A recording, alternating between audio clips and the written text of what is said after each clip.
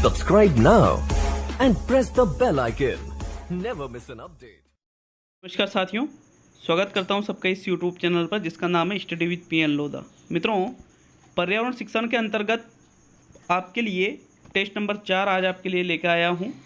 ये 500 प्रश्नों की सीरीज है साथियों। मेरा दावा है इस सीरीज को पूरा देखने के बाद आपके पर्यावरण की टीचिंग मेथड में कोई भी प्रश्न गलत नहीं होगा। आज से ही मैंने मैथ और साइंस के लिए टीचिंग मेथड की टेस्ट सीरीज स्टार्ट कर दी है, तो अगर आपने वो वीडियो नहीं देखा है तो उसको ज़रूर देख ले साथियों। मित्रों, कल जो आपके लिए 150 प्रश्नों का संपूर्ण सिलेबस से टेस्ट डाला था संडे के दिन, तो हर संडे आपके 150 प्रश्नों का टेस्ट आएगा। और इस संडे तो लेवल 1 और लेवल 2 एसएसटी के लिए ही टेस्ट डाला था, लेकिन अब हर बार ही आपके लेवल 1 के लिए संपूर्ण सिलेबस से 150 प्रश्न जो आपके रीट एग्जाम में आते हैं, बिल्कुल उसी तरह से लेवल 2 एसएसटी के भी टेस्ट डालेंगे पूरा, और लेवल 2 साइंस मैथ का भी पूरा टेस्ट डालेंगे। तो और उसके बाद मैं एक व्हाट्सअप नंबर दूंगा आपको व्हाट्सअप पे मैसेज करना है, ईमानदारी से अपना नाम पता भेजना है और इतने प्रश्न सही हुए हैं, बिल्कुल ईमानदारी से, क्योंकि आप ईमानदारी बताओगे तो मज़ा आएगा साथियों। और उसके बाद में आपकी मेरिट दूसरे दिन निकाली जाएगी, तो आपको पता चल जाएगा कि इतने बच्चों में आपके कितने नंबर आ रहे हैं। साथियों, ये बिल्कुल निःशुल्क सेवा है, आप चाहे तो इसका पूरा लाभ ले सकते हो, नहीं तो आप पैसे देकर फिर ये चीज़ कर सकते हो। और आपको मैं गारंटी देता हूँ यहाँ पर आपको बेस्ट चीज़ें अवेलेबल करवा दूंगा। तो चलिए शुरू करते हैं। प्रश्न नंबर 1, शैक्षिक भ्रमण निम्नलिखित विधि का उदाहरण है। प्रयोगशाला विधि, निरीक्षण विधि, क्रियाकलाप विधि और भाव प्रदर्शन विधि। तो मित्रों देखिए, शैक्षिक भ्रमण की अगर बात करें तो शैक्षिक भ्रमण उदाहरण होता है निरीक्षण विधि का, मतलब निरीक्षण विधि के माध्यम से ही शैक्षिक भ्रमण होता है साथियों। आप कहीं पर भी बच्चों को ले जाते हो घुमाने के लिए, जहाँ पर आपका उद्देश्य होता है कि वो उसका अनुभव कर सके उस चीज़ का जो आप पढ़ाते हो, तो वहाँ पर बच्चे उस चीज़ का निरीक्षण करेंगे, उसका अनुभव करेंगे, इसलिए आपका दूसरा विकल्प यहाँ सही रहेगा प्रश्न नंबर 1 में। नेक्स्ट प्रश्न नंबर 2 देखेंगे। आपके सेकंड प्रश्न आता है, पर्यावरण शिक्षण में पाठ्य संबंधी क्रियाओं का प्रयोग शिक्षण को आसान बनाने के लिए किया जाता है, शिक्षण को रोचक, सुग्राह्य एवं प्रभावशाली बनाने के लिए किया जाता है, शिक्षण को आकर्षक बनाने के लिए किया जाता है, और शिक्षण को सहायता देने के लिए किया जाता है। तो साथियों, राइट आंसर बताइए, इसका राइट आंसर क्या रहेगा? इसका जो सही आंसर है वो रहेगा शिक्षण को रोचक, सुग्राह्य एवं प्रभावशाली बनाने के लिए किया जाता है। वैसे तो देखिए सारे विकल्प सही है, लेकिन यहाँ पर आपको सबसे बेस्ट विकल्प कौन सा मिलेगा? विकल्प नंबर 2। तो दूसरे प्रश्न में दूसरा विकल्प सही है। नेक्स्ट प्रश्न नंबर 3 पे चलते हैं मित्रों। आपके तीसरा प्रश्न है, पर्यावरण विषय का मुख्य रूप से किस विषय के साथ संबंध है? गणित के साथ है, हिंदी के साथ है, भूगोल के साथ है और इतिहास के साथ है। तो मित्रों राइट आंसर बताइए, पर्यावरण विषय का मुख्य रूप से किस विषय के साथ संबंध होता है? बताइए राइट आंसर। साथियों, इसका राइट आंसर है भूगोल के साथ। तीसरा विकल्प सही है, क्योंकि देखिए पर्यावरण विषय और भूगोल विषय दोनों में ही एक तरह से, जैसे भूगोल की बात करें तो भूगोल में भी आप पढ़ते हो पर्वत वगैरह, वन वगैरह, तो ये सभी किसके अंतर्गत आ जाती है? पर्यावरण के अंतर्गत आ जाती है। इसलिए यहाँ पर आपका जो आंसर है वो तीसरे में आपका तीसरा विकल्प सही रहेगा। नेक्स्ट प्रश्न नंबर 4 देखेंगे मित्रों। चौथा प्रश्न है, पर्यावरण की समस्या हल करने के लिए जो सर्वाधिक उपयोगी सिद्ध हो सकती है? सामान्य शिक्षा, पर्यावरण शिक्षा, अनौपचारिक शिक्षा और प्रत्यक्ष शिक्षा। तो यहाँ पर प्रश्न नंबर 4 में राइट आंसर बताना है मित्रों। राइट आंसर है पर्यावरण शिक्षा। दूसरा विकल्प सही है, क्योंकि पर्यावरण की समस्या हल कब करोगे? जब आपको पर्यावरण शिक्षा का ज्ञान होगा। दूसरा विकल्प आपका सही रहेगा प्रश्न 4 में। अगला प्रश्न नंबर 5, पर्यावरण शिक्षा का मुख्य उद्देश्य क्या है? औद्योगिकरण की प्रक्रिया को मंद करना, शुद्ध पेयजल की आपूर्ति करना, खाद्य पदार्थों के उत्पादन पर जोर देना और प्राकृतिक संसाधनों को नष्ट होने से बचाना।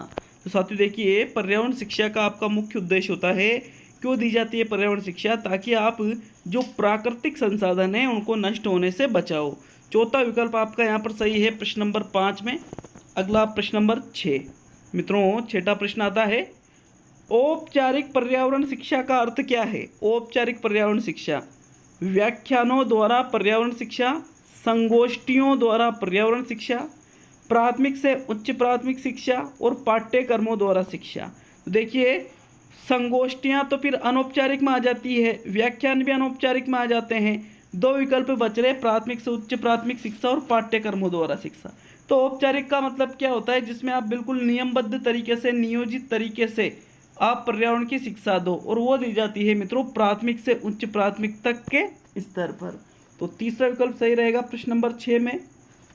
हालांकि इसमें चौथा विकल्प भी सही हो सकता है कि पाठ्यक्रमों द्वारा जो शिक्षा दी जाती है वही औपचारिक पर्यावरण शिक्षा कहलाती है, लेकिन आप फिर भी कमेंट करके जाए। आंसर इसका बुक में 3 ही है और मेरे अनुसार भी 3 ही है साथियों, लेकिन फिर भी आप इसमें कमेंट करके जरूर जाए। नेक्स्ट प्रश्न नंबर 7, पर्यावरण शिक्षा का अर्थ है। क्या अर्थ है पर्यावरण शिक्षा का? पर्यावरण के बारे में जानकारी एवं कुशलता विकसित करना, पर्यावरण प्रदूषण को रोकना, पर्यावरण के संकट को पहचानना और पर्यावरण तकनीकी का विकास करना। तो साथियों यहाँ पर आपका सही आंसर देना है। बताइए राइट आंसर क्या रहेगा इसका, पर्यावरण शिक्षा का क्या अर्थ है? मित्रों पर्यावरण शिक्षा का मतलब होता है पर्यावरण के बारे में जानकारी एवं कुशलता विकसित करना। प्रथम विकल्प सही है, थोड़ा अंदाजा लगा करने लगा है, थोड़ा दिमाग लगाए इन क्वेश्चनों में, आराम से आप इसको सही कर सकते हो। नेक्स्ट प्रश्न नंबर 8 पे चलते हैं। विद्यालय में पर्यावरण शिक्षा दी जानी चाहिए। Very very very important question है, जिसमें आप 101% कन्फ्यूज होने वाले हो। भाषण द्वारा, लेखों द्वारा, खेलकूद द्वारा और स्वयं अपना कर। तो मित्रों विद्यालय में पर्यावरण शिक्षा किस प्रकार दी जानी चाहिए? अब आप खेलकूद भी बता सकते हो, भाषण भी बता सकते हो, लेख तो गलत हो जाएगा, स्वयं अपना कर भी बता सकते हो। तो मित्रों फर्स्ट चॉइस का चयन कीजिए, इसमें फर्स्ट चॉइस आपकी क्या रहेगी? साथियों वैसे तो इस क्वेश्चन का आंसर पुस्तक में भाषण द्वारा दे रखा है, लेकिन मेरा आंसर ये नहीं है।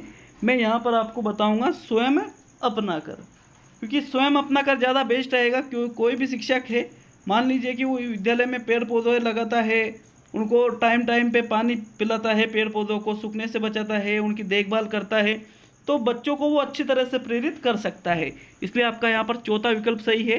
हालांकि आपके मन में खेलकूद भी आ सकता है, लेकिन खेलकूद द्वारा तो पर्यावरण शिक्षा नहीं देनी चाहिए। चौथा विकल्प सही है, स्वयं अपना कर।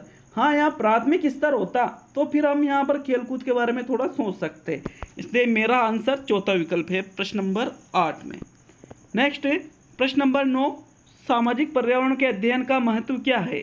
बालकों का व्यक्तिगत विकास, व्यवहारिक दृष्टि से महत्व है, अधिकार व कर्तव्यों का ज्ञान कराना और उपरोक्त सभी। तो साथियों राइट आंसर बताइए इसमें कि जो सामाजिक पर्यावरण है इसका क्या महत्व है? मित्रों बताए राइट आंसर। इसका राइट आंसर है उपरोक्त सभी। चौथा विकल्प सही रहेगा प्रश्न नंबर 9 में, कोई डाउट नहीं होना चाहिए। ये सभी चीज़ें पर्यावरण अध्ययन के महत्व के अंतर्गत आ जाती है। अगला प्रश्न नंबर 10 पे चलेंगे। बच्चे को समाजीकरण का पहला पाठ कहाँ से प्राप्त होता है? परिवार से, विद्यालय से, सांस्कृतिक केंद्र से और धार्मिक केंद्र से। तो बच्चे को समाजीकरण का जो पहला पाठ है सभी को पता होगा कहाँ से चालू होता है साथियों, परिवार से प्राप्त होता है। प्रथम विकल्प सही रहेगा, क्योंकि परिवार भी समाज की ही एक इकाई है, एक लघु इकाई है साथियों। प्रथम विकल्प सही है प्रश्न 10 में। अगला प्रश्न 11, निम्न में से कौन सा पर्यावरण अध्ययन का घटक नहीं है? तो इस प्रश्न को सोचिए, समझिए, फिर आंसर दीजिए। मानव, वायुमंडल, जलमंडल और सौरमंडल। तो इनमें से बताइए पर्यावरण अध्ययन का कौन सा घटक नहीं है? मित्रों इसका जो राइट आंसर है वो रहेगा प्रथम विकल्प मानव, क्योंकि वायुमंडल, जलमंडल, सौरमंडल ये तो मुख्य रूप से पर्यावरण के घटक होते हैं, इसलिए आपका यहाँ प्रथम विकल्प सही है प्रश्न नंबर 11 में।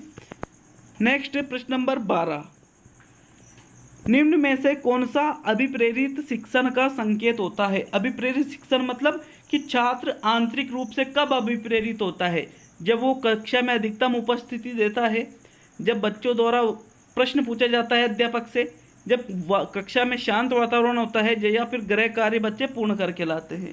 तो साथियों यहाँ पर राइट आंसर है जब बच्चों द्वारा प्रश्न पूछा जाता है, क्योंकि अधिकतम उपस्थिति तो देखो अभिभावकों के डर से भी हो सकती है, क्योंकि घर पे रहने नहीं देते हैं तो फिर स्कूल में जाना पड़ेगा ना। शांत वातावरण अध्यापक के डर से हो सकता है, गृह कार्य पूर्ण करना अध्यापक के डर से हो सकता है, लेकिन देखिए बच्चों द्वारा जो प्रश्न पूछने की प्रक्रिया है वो तो आंतरिक रूप से अभिप्रेरित है साथियों, इसलिए दूसरा विकल्प प्रश्न नंबर 12 में राइट रहेगा। अगला प्रश्न नंबर 13, प्राथमिक स्तर पर पर्यावरण अध्ययन के लिए कौन सी विधि अधिक प्रभावशाली है? योजना विधि, कहानी विधि, व्याख्यान विधि और वाद विवाद विधि। तो मैं बताऊं व्याख्यान विधि तो उच्च स्तर पर है, योजना विधि भी उच्च स्तर पर है, वाद विवाद विधि भी उच्च स्तर पर होती है, लेकिन जो कहानी विधि है वो आपके प्राथमिक स्तर पर प्रभावशाली है मित्रों। तो दूसरा विकल्प सही रहेगा प्रश्न नंबर 13 में। मित्रों नेक्स्ट प्रश्न नंबर 14, आपके 14 प्रश्न आता है, पर्यावरण जागरूकता का शुद्ध ज्ञान होता है पर्यावरण अध्ययन से, शैक्षिक पर्यटन से, संचार माध्यमों से और योजना विधि से। तो देखिए पर्यावरण जागरूकता का जो शुद्ध ज्ञान है वो आपके शैक्षिक पर्यटन से होता है, मतलब शिक्षा से संबंधित जो पर्यटन हो साथियों, शिक्षा के अंतर्गत जहाँ पर बच्चों को पर्यटन के लिए ले जाया जाता है वहाँ पर पर्यावरण जागरूकता का शुद्ध ज्ञान होता है। आज का अंतिम प्रश्न नंबर 15 देखेंगे, लेकिन वीडियो अच्छा लगता है तो लाइक शेयर कर दीजिए, चैनल पर नए हो तो चैनल को सब्सक्राइब भी आप कर सकते हो। मित्रों प्रश्न नंबर 15 आता है, पौधों के विभिन्न भागों के शिक्षण हेतु क्या आवश्यक है? पाठ्य पुस्तक, पौधों का अवलोकन, श्यामपट्ट और पौधों का चित्र। तो पौधों के विभिन्न भागों का आपको अवलोकन करना है, तो इसके लिए जो आवश्यक है वो है पौधों का अवलोकन आप कर सकते हो, क्योंकि पौधे सभी जगह उपलब्ध हो जाते हैं। तो दूसरा विकल्प सही है। मित्रों कमेंट करके जाए कितने प्रश्न सही हुए, और किसी प्रश्न पर डाउट हो तो ज़रूर कमेंट करें साथियों। बहुत बहुत धन्यवाद। आज मैं लाइव आने वाला हूं, तो उसमें आपको जो कल का जो पेपर था उसमें जो कन्फ्यूजन वाले प्रश्न हैं उनका सोल्यूशन करवा दूंगा मित्रों। और अगले संडे के लिए तैयार रहे संपूर्ण 150 प्रश्नों का टेस्ट, जिसके फर्स्ट रैंक आएगी उसका एक निर्धारित टाइम भी दूंगा। इस टाइम पे आपको मार्कशीट और अपना नाम पता भेजना है, उसके बाद फर्स्ट रैंक वाले को बिल्कुल इनाम भी दिया जाएगा मित्रों। बहुत बहुत धन्यवाद, मिलते हैं अगले वीडियो में।